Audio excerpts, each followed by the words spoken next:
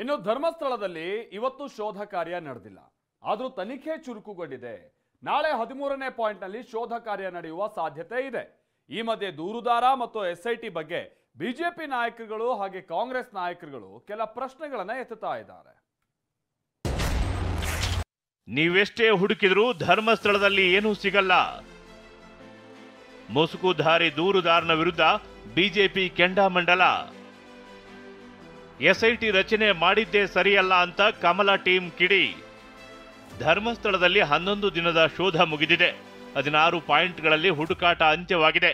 13ನೇ point ಶೋಧ ಬಾಕಿ ಇದ್ದು ನಾಳೆ ಜಿಪಿಆರ್ ಮೂಲಕ ಶೋಧ ನಡೆಸುವ ಸಾಧ್ಯತೆ ಇದೆ. ನಿನ್ನೆ ಆಗಿದ 16ನೇ ಪಾಯಿಂಟ್ನ ಮಣ್ಣಿನ ಮಾದರಿಯನ್ನ ಎಫ್ಎಸ್ಎಲ್ಗೆ ಕಳುಹಿಸಲಾಗಿದೆ. ದೂರುದಾರ ಎಲ್ಲಿ ತೋರಿಸ್ತಾನೋ ಅಲ್ಲಿ ಅಗೆಯಲು ಎಸ್ಐಟಿ ತೀರ್ಮಾನಿಸಿದೆ. ಆದರೆ ಬಿಜೆಪಿ ನಾಯಕರೀಗ ದೂರುದಾರನ ಬಗ್ಗೆ ಅನುಮಾನ ವ್ಯಕ್ತಪಡಿಸಿದ್ದಾರೆ. ಹಿಂದೂ ವಿರೋಧಿ ಸರ್ಕಾರ ಟಾರ್ಗೆಟ್ ಮಾಡ್ತಿದೆ ಅಂತ ಕಿಡಿಕಾರಿದ್ದಾರೆ. ಬಸನಗೌಡ ಪಾಟೀಲ್ ಯತ್ನಾಳ್ ಕೂಡ ವಾಗ್ದಾಳಿ ನಡೆಸಿದ್ದಾರೆ. ಈ ರೀತಿ ಅವನು ಹೇಳ್ದಂಗೆ ಕೇಳೋದಕ್ಕಿಂತಲೂ ಅವನ ಹಿನ್ನೆಲೆಯನ್ನು ಎನ್ಕ್ವೈರಿ ಮಾಡಿ ಅದನ್ನು ಮುಗಿಸ್ಬೇಕು ಮತ್ತು ಅವ್ರ ಮೇಲೆ ಕ್ರಮ ತಗೊಳ್ಬೇಕು. ಯಾಕಂದರೆ ಅವ್ರ ಹಿಂದಕ್ಕಿರುವಂಥ ಶಕ್ತಿಗಳು, ಅಡ್ವೊಕೇಟ್ಗಳು ಯಾರ್ಯಾರು ಇರಲ್ಲ, ಏನಕ್ಕಾಗಿ ಹೋಗ್ತಾ ಇದ್ದಾರೆ. ಎಡಪಂಥೀಯರು ಹಿಂದೂಗಳ ಭಾವನೆಗಳ ಧಕ್ಕೆ ತರ್ತಕ್ಕಂಥ ಕೆಲಸವನ್ನು ಮಾಡ್ತಾ ಇದ್ದಾರೆ. ಯಾರೋ ಒಬ್ಬ ಅನಾಮಿಕ ವ್ಯಕ್ತಿ ಹೇಳಿ ಅಂದ ತಕ್ಷಣ ನೀವು ಎಸ್ಐಟಿ ತನಿಖೆ ಮಾಡಿರಲ್ಲ, ನಾಚಿಕೆ ಆಗಲ್ವಾ? ಅಂದ್ರೆ ಹಿಂದೂ ವಿರೋಧಿ ಸರ್ಕಾರ ಹಿಂದೂಗಳ ಭಾವನೆ ಜೊತೆ ಚೆಲ್ಲಾಟ ಆಡ್ತಾ ಇದ್ರಿ. ನೋಡಿ, ಇಡೀ ಧರ್ಮಸ್ಥಳವನ್ನ ಟಾರ್ಗೆಟ್ ಮಾಡ್ಲಕತ್ತಾರೆ. ಹಿಂದೂ ದೇವಸ್ಥಾನಗಳು ಇವತ್ತು ನೋಡ್ರಿ, ಅಲ್ಲಿ SDP ಆದವ್ರಿಗೆ ಏನು ಕೆಲಸ ಐತಿ? ಅವ್ರು ಪ್ರತಿಭಟನೆ ಮಾಡ್ತಾರೆ ಮಕ್ಕಳು.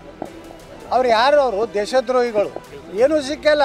ಒಟ್ಟಾರೆ ಈ ದೇಶದಲ್ಲಿ ಕಮ್ಯುನಿಸ್ಟ್ ಕೊಡುವಂಥ ಒಬ್ಬ ದುರ್ದೈವದ ಮುಖ್ಯಮಂತ್ರಿ ರಾಜ್ಯದಾಗದಾರೆ ಸಿದ್ದರಾಮಯ್ಯ ಕುಪಾಪೋಷಿತ SIT ಮುಖವಾಡ ಮಾಸ್ಕ್ ಒಬ್ಬ ಯಾವನೋ ಲೋಕ ಮಾತು ಕೇಳಿದ್ರು. ಎಲ್ಲ SIT ನೇಮಿಸಿ ಒಬ್ಬ IGP ಹೋಗಿ ಕೂತು ಅಂದ್ರೆ ಹಿಂದೂಗಳನ್ನ ಅಪಮಾನ ಮಾಡೋದು. ಇನ್ನು ಕಾಂಗ್ರೆಸ್ ಶಾಸಕ ಶಿವಗಂಗಾ ಬಸವರಾಜ್ ಕೂಡ SIT ತನಿಖೆ ನಡೆಸಿದ್ರು ಏನೂ ಪತ್ತೆಯಾಗಿಲ್ಲ. ಇದರ ಹಿಂದೆ ಪಿತೂರಿ ಇದೆ, ಸರ್ಕಾರ ಪರಿಶೀಲಿಸಬೇಕು ಎಂದಿದ್ದಾರೆ. ಇನ್ನು ಕಾಂಗ್ರೆಸ್ನ ಮಾಜಿ ಸಂಸದ ಜನಾರ್ದನ್ ಪೂಜಾರಿ ಕೂಡ ಕಣ್ಣೀರು ಹಾಕಿದ್ದಾರೆ. ಇದರಲ್ಲಿ ಹಿಂದೆ ಏನೋ ಪಿತೂರಿ ಇದೆ ಅನ್ನೋದು ನಮಗೆ ಗೊತ್ತಾಗ್ತಾ ಇದೆ. ದಯಮಾಡಿ ಇದನ್ನು ಸರ್ಕಾರ ಈ ವಿಷಯವಾಗಿ ಪರಿಶೀಲನೆ ಮಾಡಿ SIT ತನಿಖೆನ ಟೈಮ್ ಕೊಟ್ಟಾಯಿತು, ಕಾಲಾವಕಾಶ ಕೊಟ್ಟಿದ್ದು. ಇಲ್ಲಿವರೆಗೂ ಸಹ ಯಾವುದೇ ಒಂದು ಸಹ ಶವನೆ ಆಗಲಿ ಅಥವಾ ಅದು ಸಂಬಂಧಪಟ್ಟಂತ ಮಾಹಿತಿಗಳಿಲ್ಲ, ಪ್ರೂಫ್ಗಳಿಲ್ಲ. ಮುಖ್ಯಮಂತ್ರಿಯವರೇ ಏನು ಮಾಡ್ತಿದ್ದೀರಿ? ಪ್ರಧಾನಮಂತ್ರಿಯವರೇ, ಮೋದಿಯವರೇ ಏನು ಮಾಡ್ತಿದ್ದೀರಿ? ಒಂದು ಧರ್ಮಸ್ಥಳ ಇದರ ಹೆಸರು ಹಾಳಾಗ್ತಾ ಇದೆ. ನಿಮ್ಮ ಚರ್ಚ್ಗಳಲ್ಲಿ ಹೂತಿಳಿಲ್ವ ನೀವು? ಶವಗಳನ್ನ ಭೂಮಿಯ ಅಡಿಯಲ್ಲಿ ಹೂತಿಳಿಲ್ವ ನೀವು? ನಾಳೆ ಸದನದಲ್ಲಿ ಸದ್ದು ಮಾಡುತ್ತಾ ಅಸ್ಥಿಪಂಜರ ಕೇಸ್. ನಾಳೆಯಿಂದ 2 ವಾರ ವಿಧಾನ ಮಂಡಲ ಅಧಿವೇಶನ ನಡೆಯಲಿದೆ. ಸದನದಲ್ಲಿ ಧರ್ಮಸ್ಥಳದಲ್ಲಿ 100 ಶವ ಹೂತಿಟ್ಟ ಪ್ರಕರಣದ ಬಗ್ಗೆ ಚರ್ಚೆಯಾಗುವ ಸಾಧ್ಯತೆ ಇದೆ. ಧರ್ಮಸ್ಥಳದ ಪಾಂಗಳ ಬಳಿ ಗಲಾಟೆ ಕೇಸ್, 6 ಜನ ಅರೆಸ್ಟ್. ಇನ್ನು ಧರ್ಮಸ್ಥಳದಲ್ಲಿ ಯೂಟ್ಯೂಬರ್ಸ್ ಮೇಲೆ ಹಲ್ಲೆ ಗಲಾಟೆ ಸಂಬಂಧ 6 ಆರೋಪಿಗಳನ್ನ ಬಂಧಿಸಲಾಗಿದೆ. 27 ಜನರಿಗಾಗಿ ಪೊಲೀಸರು ಹುಡುಕಾಟ ನಡೆಸಿದ್ದಾರೆ.